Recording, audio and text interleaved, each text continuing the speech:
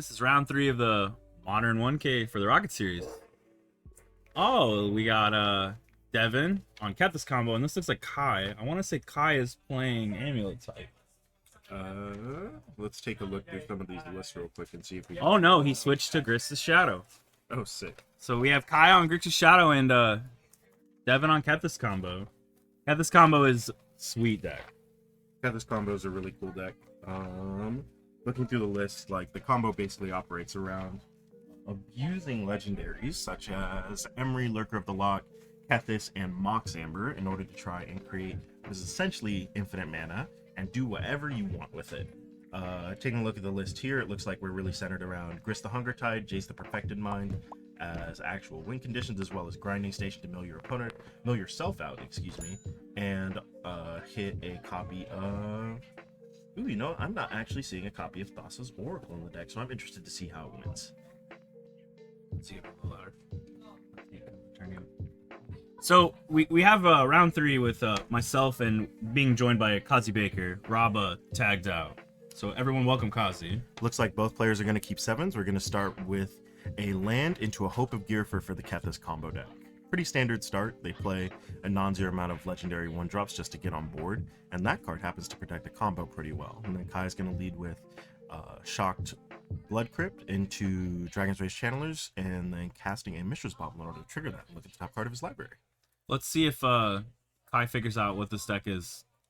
I'm not sure if Kai's familiar with Kethis combo. It is definitely a doozy. Devin's going to draw for his turn, and we're going to play a Cavern of Soul. Or no, actually, oh my lord. That's a haul of the Great Hall. I know this card from Great Limited. Hall of the Citadel. I know this card from Limited. Let me look it up while you it creates catch yourself. 1, tap it. You create 2 mana of any combination of colors, but it can only be used to cast legendary spells. In this case, it's being used to create a Emery Lurker of the Lock, and it looks like he is deciding whether or not he wants to attack with his Hope of Gearfer. Yeah, Kai looks very confused about what's happening. This deck is full of what we in the industry call readers, which is random commons and uncommons from sets that have only seen limited play. But as long as they're gold, they're probably good at Devin's deck. And it looks like Kai's going to lead his turn 2 with a fetch land.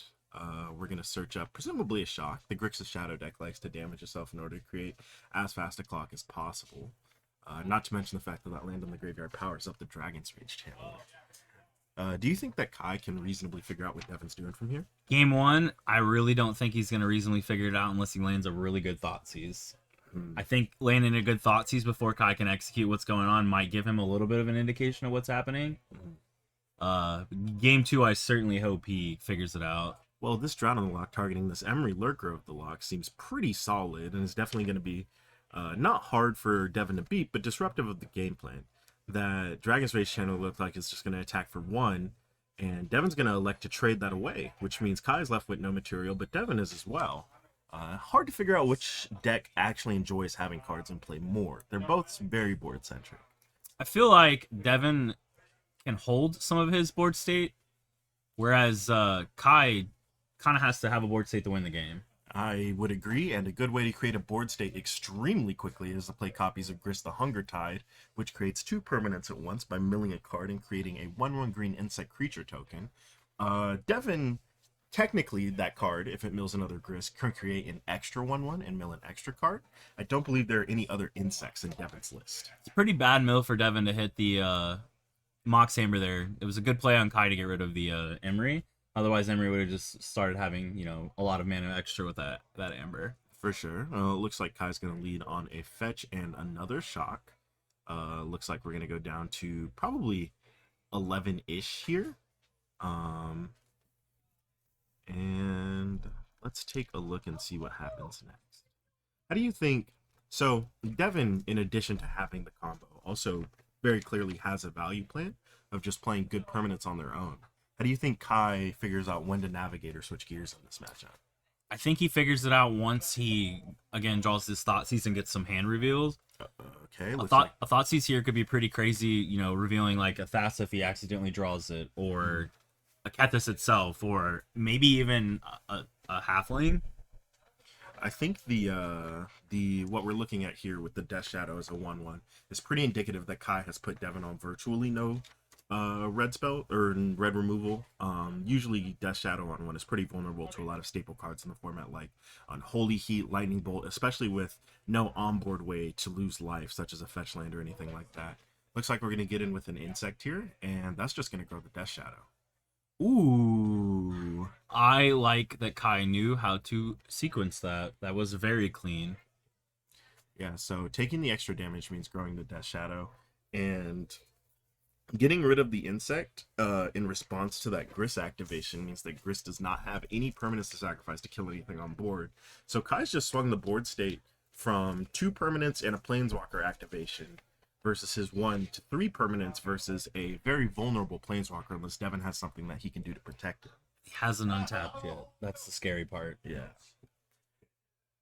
Yeah, this Grist is looking pretty vulnerable. Absolutely. Devin's got a lot of cards in hand, but it doesn't seem like his decision's coming very easy. What do you think Devin is really looking for at this point, considering the way that this game is played out? You think he's looking to combo? You think he's looking to play a bunch of weird random cards for value? I think he's looking to figure out what to put in front of this Grist to attempt to save it, or at least make Kai commit a lot to the Grist. So there's Kethis. This is the part where I think Kai figures out what's going on.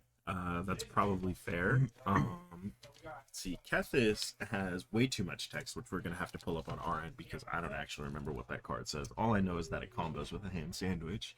But it looks like before this Kethis is resolving, Kai is asking to get a look at the graveyard. So, Kethis, the Hidden Hand, is a legendary creature Elf Advisor for a white, black, and a green. Legendary spells that the controller cast cost 1 less to cast. You can exile 2 legendary cards from your graveyard. Until end of turn, each legendary card in your graveyard gains. You may play this card from your graveyard. So it looks like he's going to resolve this Kethis. He's going to start by... Oh, it looks like he played a Mox Amber. And then we're going to play Grinding Station, and we're just going to keep untapping, netting 1 card for every time he casts this Mox Amber, maybe? Can't exactly tell what's going on. Yeah, there's a lot of legendary spells that are coming out of this. Yeah. Oh, the there we cost go. reduction. We have the two Mox Ambers. That's going to make it pretty straightforward from here. So it looks like Kai's going to allow him to just mill all the cards on the top of his deck until he figures out exactly what the kill is. And Devin's just going to grab a handful of cards and sort from those how many he's exiling. Alright, Kai looks like he's figured it out after seeing the Jace the Perfected Mind. I believe that is the win condition in that deck. Jason Thassa, they're both there. Oh, okay. Yeah, I believe there's a Thoracle in the list. Let me take a look. So how do you feel about sideboards? So if we're going to start with Kai's sideboard, it's hard to prepare for this kind of matchup. From Kai's sideboard, we have 2 copies of Force Negation, 2 Spell Pierce, 2 Engineered Explosives, 1 Unmoored Ego, 2 Alpine Moon, 1 Brazen Borrower, 1 Kolaghan's Command, 1 Dress Down, 1 Cast into the Fire, 1 Chalice of the Void, and 1 copy of Brotherhood's End. Looking at this, Perfected Mind is the win con here. Devin is known to also run Thassa in previous iterations of this deck, but I am not seeing Thassa in the 75. I don't think you need it if you have the other payoff for the Infinite Mana. I think that's the intention. But what do you think that Kai is going to be able to bring in here? In order I really like this Force Negation. I really like Spell Pierce. Unmoored Ego is also not terrible if you can fire it off early enough to get Kethis out of the deck. Kolaghan's Command is interesting, but maybe it's too slow. Kolaghan's Command is an interesting card. I think the problem is that it doesn't tag enough of the creatures in the deck, and a lot of the going instant speed against Grinding Station is pretty good when most of the artifacts are going to be cast at sorcery speed, but there's not going to be often where Kai has 3 mana up to interact on that axis into Devin's combo, where Devin won't just re-combo. What you're really looking for, I think, is answers to the card Kethis, or things that remove the ability for the deck to combo from the entire game. If we're looking at that, we're definitely going to go the Dress Down route. I don't hate Chalice of the Void on 0. It stops the Amber looping, which is super important to slow down the looping for essentially, an unnumbered amount of mana. I also don't hate Unmoored Ego. I kind of like Unmoored Ego in this list. Is it fast enough? That's the question. Well, one of the things we have to ask ourselves, if from what Kai saw, and he did see a lot, he knows that there's virtually no counterspells in Devon's main deck, which means that a lot of the sorcery speed answers he'll have that are a little bit better at blanking the entire deck, but are very vulnerable to cards like Mystical Dispute and things like that. Devon's deck isn't exactly set up to cast those cards, especially looking at the way that his mana base is configured, with things like Great Halls, Takanumas, and Cavern of Souls. Most of the things that Devon has to bring in are going to be creatures, and going through his sideboard, we're looking at 1 copy of Giganta, 2 copies of Lavinia Azorius Renegade, 1 Haywire Mite, 2 copies of the Stonebrain, 1 copy of Sky Sovereign Console Flagship, 1 copy of the Filigree Silex, 1 copy of Soul Guide Lantern, 1 copy of Pithing Needle, 3 copies of Oath of Chandra, 1 copy of Orvar the Allform, and 1 copy of Lauren of the Third Path. What do you think that Devon is really doing in order to help himself get through Kai's removal package? You're going to look at the Filigree Silex, because Filigree on 1 is very strong to what Kai is doing with Ragavan and Shadow. That's going to slow him down. You're also going to look at possibly the Stonebrain. I mean, I'm not convinced Stonebrain's super good here, because if you don't get it out or fire it off fast enough, are you really getting a benefit of it? I'm going to have to look up Oath of the Chandra to remind myself what that is. I believe Oath of Chandra is a 2-mana enchantment that enters the battlefield and deals 3 damage to target creature, and then has some irrelevant text when you play a Planeswalker. Oh, it's actually pretty crazy. Okay. The text is at the beginning of each end step. If a Planeswalker enters the battlefield under your control, it deals 2 damage to each opponent. Oh, sweet. Is that going to be triggered through Looping Grist? I don't think so. I don't think that he has a way to generate infinite turns in this deck. But I could be wrong. Oath of Chandra, I assume, is there for the front half, but the back half is non-zero, especially considering that post-sideboard Kai is probably going to be a little bit more disruptive to what Devon's doing, and is keeping hands that are actively stopping Devon from playing the game. I agree. I don't think we're going to see much in sideboarding, and we're just going to lean straight into the plan. For sure. I do think that Kai is probably favored on the play, as is every Magic player ever, but yeah, being the Thoughtseize deck against turn 1 stuff feels like really, really good. it feels relevant for sure. Looking at Kai's opener here, it looks like he's on Steam Vents, and then a couple of 1-drops, and it looks like he's going to go to 18 immediately, and we're just going to play out this Ragavan, one of the most threatening cards in the format. It's pretty scary against Devon's deck if this Ragavan gets to connect, because there's a lot of things that he can cast out of Devon's deck that could be relevant. Ooh, and it looks like Devon is going to lead with 3 turn 1 artifacts into an Emery. Emery is going to reveal a Mox Amber in the graveyard, and is also going to put one, and he's also got one in play to play a Chromatic Sphere. Interesting config with all these 1-drop artifacts plus these like 2 and 3 mana legends. Looks like he's just going to get rid of those Mishra's Baubles to draw an extra couple of cards during Kai's upkeep. Sometimes this is actually considered a misplay, depending on what the goal of your deck is against the Grixis Shadow deck, which is running Thoughtseize. He is just straight up swinging with Ragavan. Yeah, get in there. And we show a Rona. We can cast that Rona. How do you feel about casting that Rona? I want to cast Rona. I think that Rona's sweet. I think it's probably bad, but I want to cast it. It's a 1/3 though. It's pressure. So true. We have the privilege of being able to see most of Kai's hand here. I'm pretty sure Kai is just going to have to lead on Expressive Iteration because he does not have a second land. I don't hate that play. Ooh, no, we're just terminating Emery. Terminate makes a lot of sense as well. If Devon doesn't have decent follow-up, this also takes away a mana from him. And Devon's 2-drop slot is surprisingly light, especially when he wants to make legends. That Rona is one of them, but short of that, not a ton of creatures in Devon's deck that are allowing him to make extra mana this turn. Saga is very brutal to see. That is such a value engine against what Kai's trying to do. We also sack at a mana ability, which could be relevant later with Bowmaster, considering it's a mana ability, so you can't Bowmaster the ping. That could come up. And it looks like Devon's got second Emery. Devon confirms he did bring in Oath of Chandra and the Filigree Silex. Yes, he did. Does damage. So we're going to make 1 blue mana, we're going to make 2 blue mana, and we're going to play Grinding Station.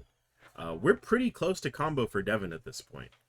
Definitely not all the way there, but a Kethis or even a Through the Breach, which I don't, or Underworld Breach. Underworld Breach, which I don't believe it's on the deck, are both cards that are basically lethal at this point. I literally think Devin may not be able to play it, and it looks like Kai is going to trade with Devin, giving that Ragavan up in exchange for the Emery, but Emery's kind of done his job.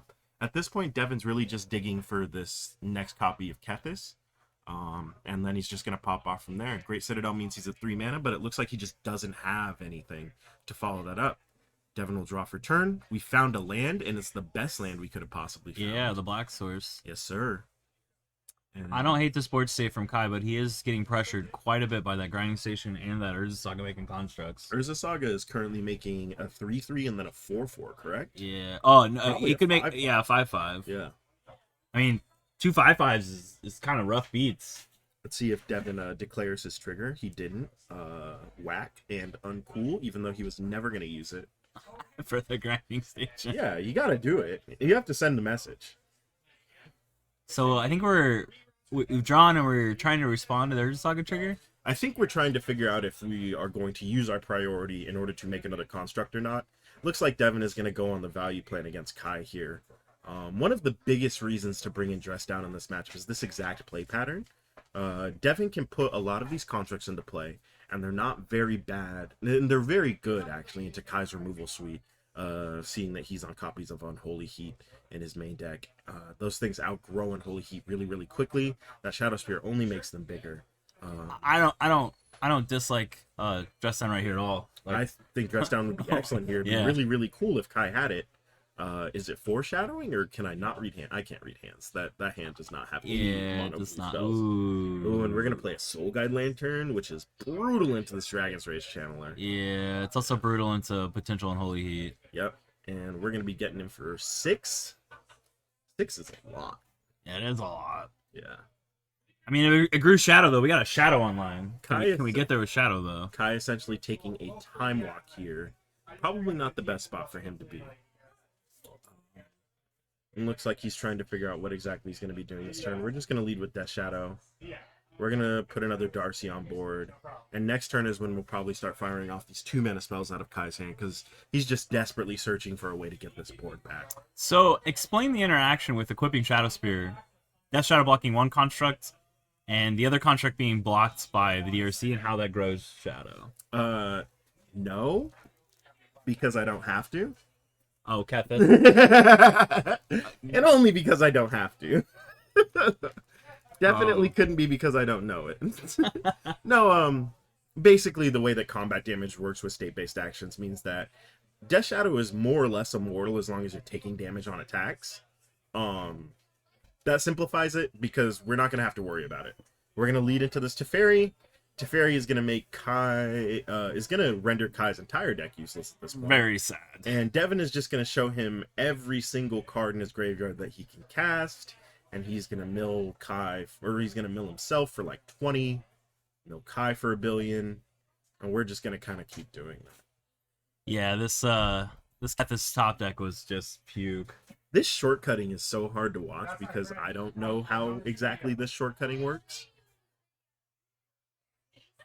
I believe he explained to Kai as he was doing it. I'm sure he did, but he should be a little bit more courteous and come over to the commentator's booth as the clock runs and tell me what he's doing. Because I have no idea what's going on. There's just a pile of cards on the battlefield. Like, it's his graveyard. It's his graveyard, but, like, there's also permanents under there that are clearly on the battlefield. Kai Scoopy, it doesn't. Okay, cool. Game's good. So he's actively using the grind station, and he's casting the legendaries with the cost reduction. I'm confused. Yeah. Kethis allows him to replay, and then grinding station is allowing him to mill. So every time he mills an artifact, he can grinding it and go again and again. See, that part I get. What I don't get is how many times he's doing it, because he's just grabbing handfuls of cards off the top of his library. And I don't even know if he's counting. Like, I can't tell. There was there was 4 at a time, Cuzzy.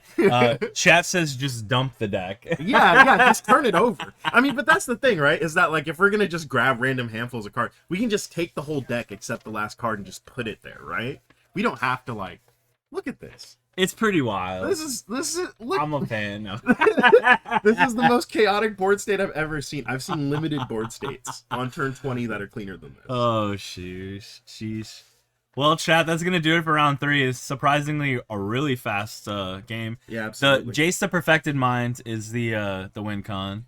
Yeah, you can minus exit for its entire loyalty and recast it with the mana that you're generating from your Mox Ambers in order to mill your opponent out. You're making your opponent flip their deck upside down. Yes. You can also mill people with a Grinding Station because Grinding Station plus Kethis actually does net 1 card, which allows you to start Grinding Stationing your opponent when you have enough cards in your graveyard, which, again, in theory, have not played with this iteration of the deck, should be enough to mill your opponent out in combination with the Jace and the 20-ish mana, let's say, you should generate with your... So usually, Devin is known to have a Thassa in the 75. He's been playing this deck for a while and definitely been playing it competitively here for a while. I'm not seeing a Thassa in this list, so maybe he just got tired of Thassa being dressed down, but Thassa being what people would expect to stop the combo. Jace kind of just is a juke that's pretty hard to read. Yeah, absolutely. Also, the combo, the card that kills your opponent in this deck can kind of be whatever you want as long as it says win the game, right? Yeah. Whether or not that's Thassa, Lab Maniac, doesn't really matter as long as you can make it happen. And it looks like That's gonna do it for round 3, guys. Thank you.